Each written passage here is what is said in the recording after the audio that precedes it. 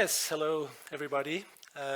Would like to talk about democracy and elections. So I'm not a technical person, but I started with this project idea 5 years ago. It was maybe a bit premature, and I would like to relaunch it this year, also here at Ethereum Zurich. I would like to first define the problem a bit, and then move on and sketch out a potential solution with blockchain technology. That's why I would like to present it here today. So elections, elections take place worldwide. We have many elections on national level, state level, local level, all around the globe. And there's a certain uneasiness with elections. There's a certain uneasiness with democracy in general. And there's several problematic parts, of course, with elections and democracy, but one is about campaign financing, right? So we always have these scandals about campaign finances, and this is the problem I would like to address here. So campaign finances are mainly regulated by national law or election laws. So we have campaign spending rules, we have transparency rules, and even Switzerland, very late though, has now introduced transparency rules for election campaign financing. Usually the regulations have like an upper spending limit, or everyone involved, all the stakeholders, political parties, candidates, and campaign groups have to declare the money they received in some public way. This puts a lot of burden on the regulators, so they have to verify whether all these actors involved in elections comply with these rules. So it's quite heavy on the control side of campaign financing. And I verified this myself, how this is being done. So I'm originally political science, now increasingly work as an information scientist, but in my political science years, I actually went to the state of Geneva, and everyone who lives there, me at the time living there, is allowed to check what political parties declared as their campaign spending, right? So I went there, I looked at the documents, and it's when you look at the compliance with these rules, it's laughable of what you find and see. So typically what happens is that political parties declare the use of funding late and is very incomplete.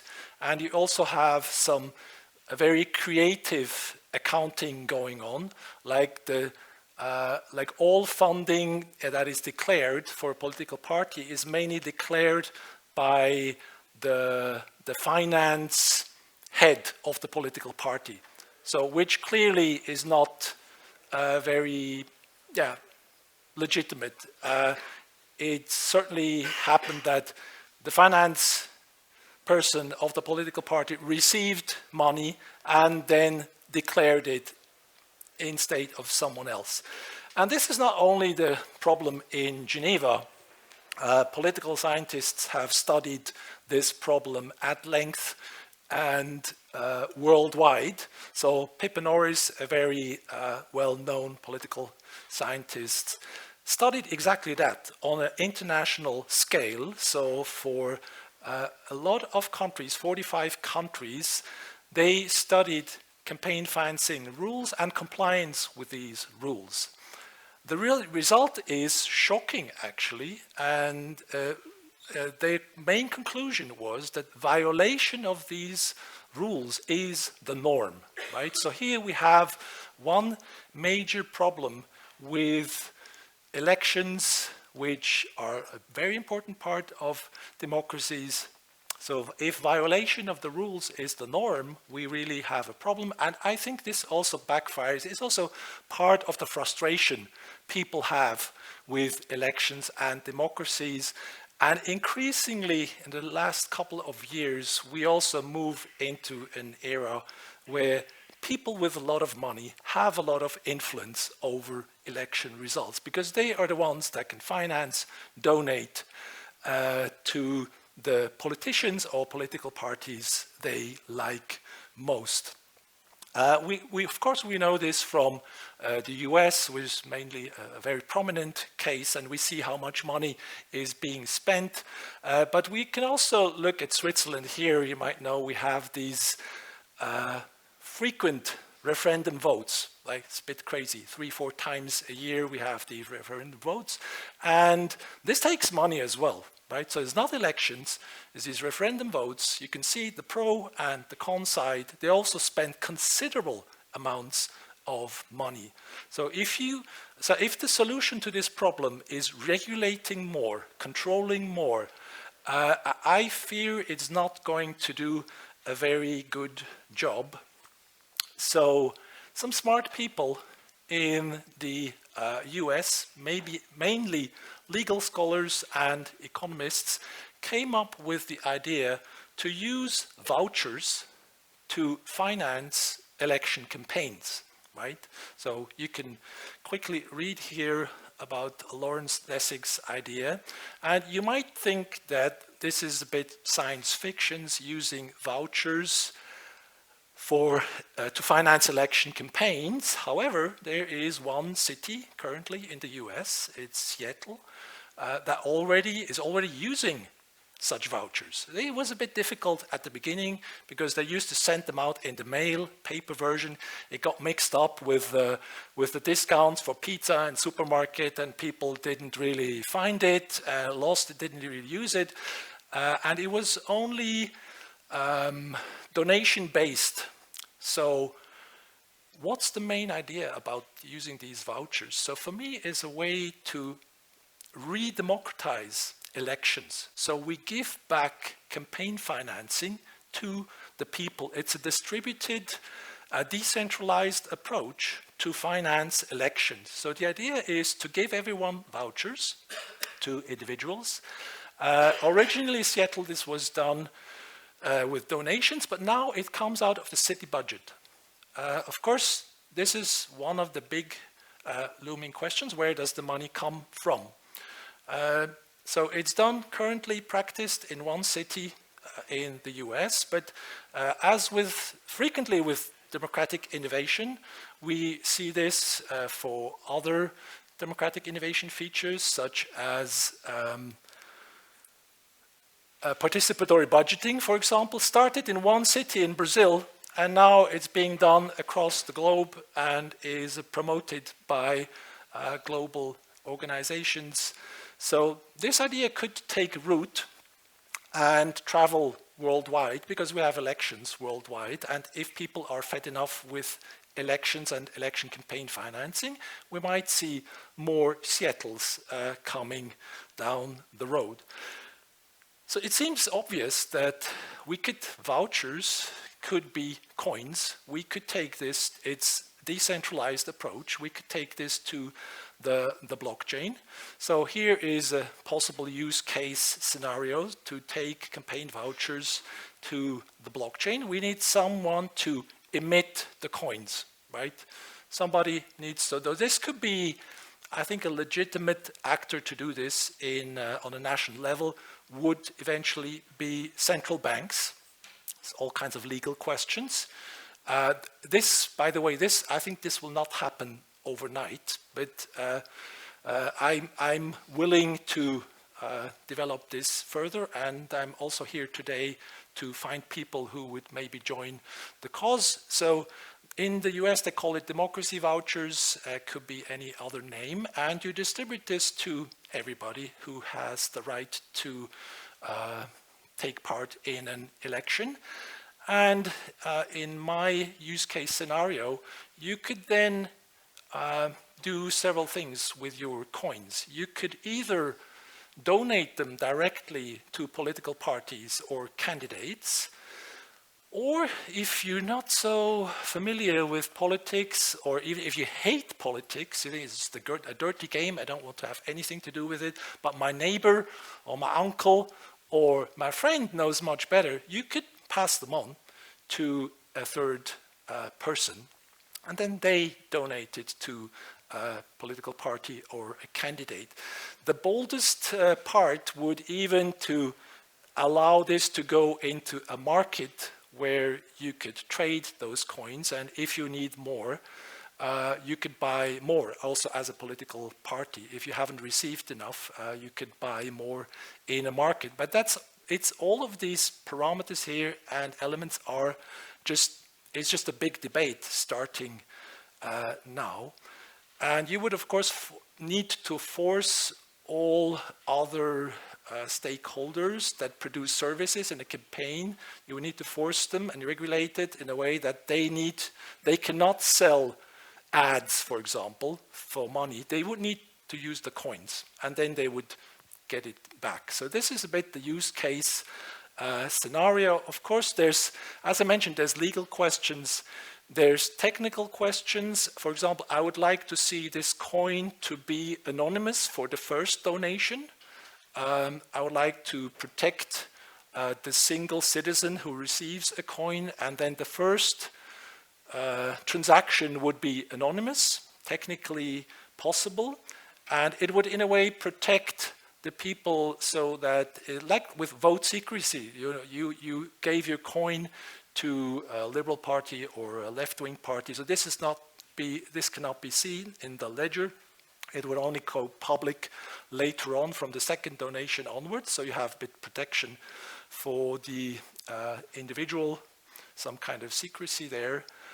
So there's technical questions involved, and that's why I'm reaching out to you guys here. There's legal questions, but there's also behavioral questions. So how would people actually use such a coin?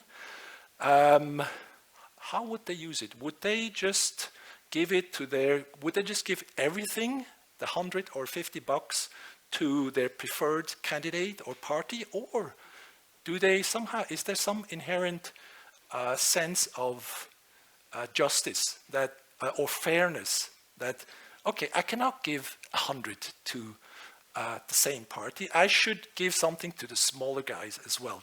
Do people act like that? Would they act like that? Is not known, but luckily just in a couple of months ago I was able to at least run a survey and ask people. So we do these post-election or post-referendum surveys in our center as well.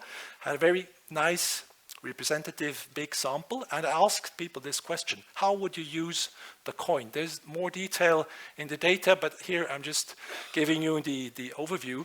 And we can see that most people, the biggest share of people would, which is not uncommon in Switzerland because they have a multi-party system, so I would have to dig a bit deeper into the data, but we can see that it's by far not the case that people just give everything to the same party. And also this was a bit of a surprise, only a small fraction would try to sell it and use the money to buy ice cream or whatever. So this was a bit of a surprise. Of course, this needs more studying and is at the beginning, but I just wanted to relaunch the idea here and discuss it with you in the remaining 5 minutes of my talk. Thank you very much for listening. Thank you. Okay, we have, hey, Costanza. Hi, thank you. I have a question, a little bit of a background. I'm from Sicily, which is in the very south of Italy, where there is a lot of mafia and elections are far from fair. Okay. So how will the system actually prevent corruption? Because if I try to sell my voucher to the market, the first thing that came to my mind, and maybe some of the other Italians in the room can confirm, is literally buying votes. Yeah, it's not it's not necessarily, we don't need to have this market. No, it's not really necessary. It's maybe you cannot do this in all context, and it's very heavily context dependent. So I think there's not a solution for all electoral systems, and that's why for such kind of ideas, the political scientists and the technical people need to work closely together to define the coin or the smart contract in the coin to avoid such corruption behavior, right? So, but I think at least it's in the ledger. It's at some point public. You see what's going on. You see how the money flows, and this transparency is completely new, right? So with real money, you don't see where it goes, but with a coin, you would see how it flows and where it goes, at least. Because the second thing that will come to my mind is that then let's assume this big mafia girl,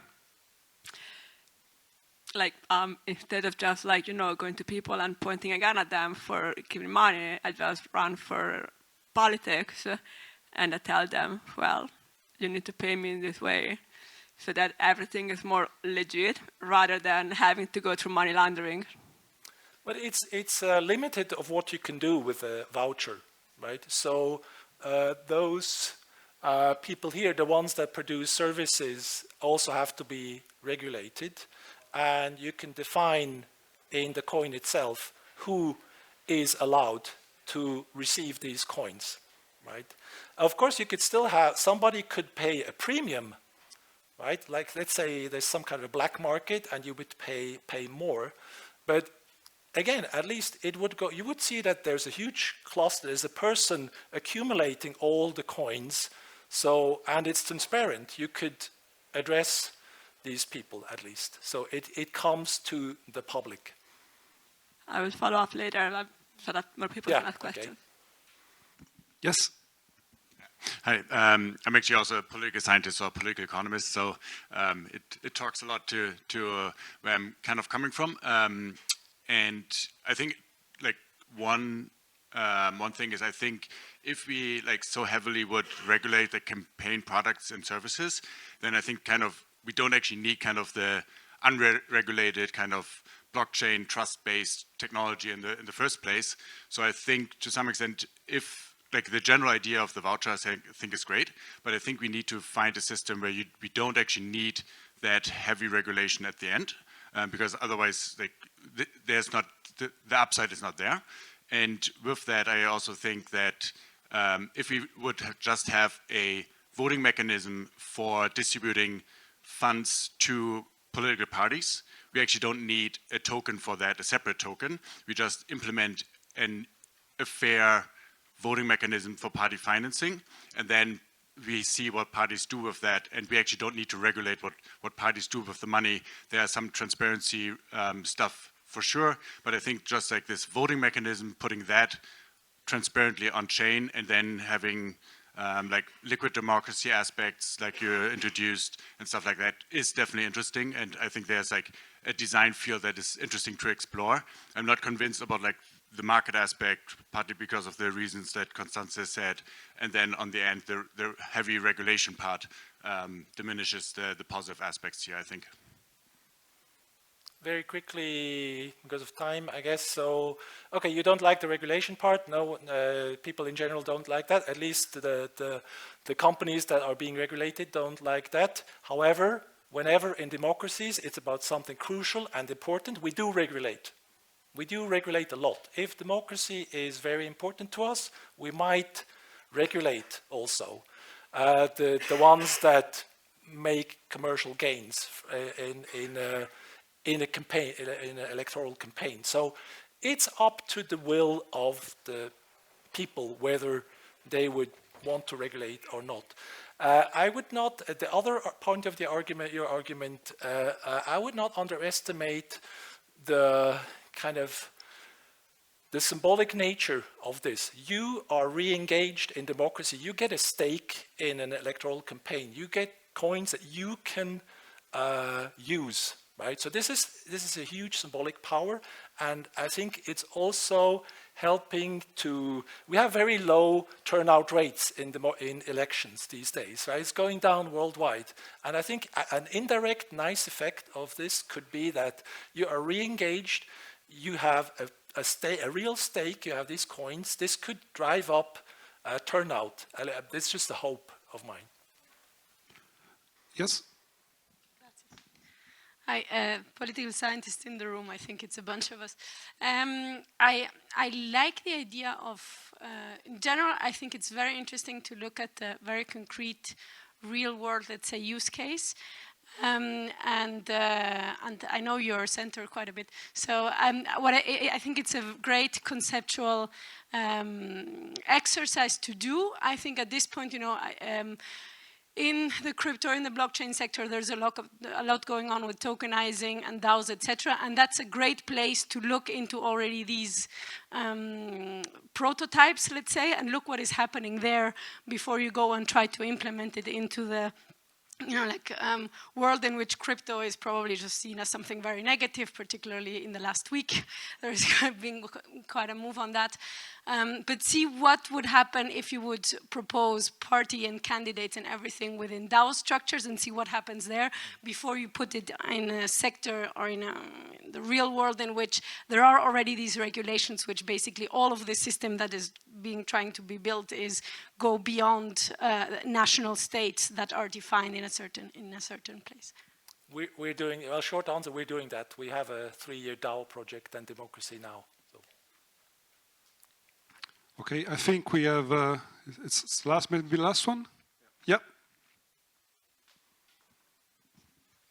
So in the United States, the Citizens United Supreme Court case classified political donations under the category of political speech and therefore free speech. So this seems to go directly against that idea, whether you agree or disagree with that opinion. Have you thought of a voucher model which actually works with the Citizens United framework? No.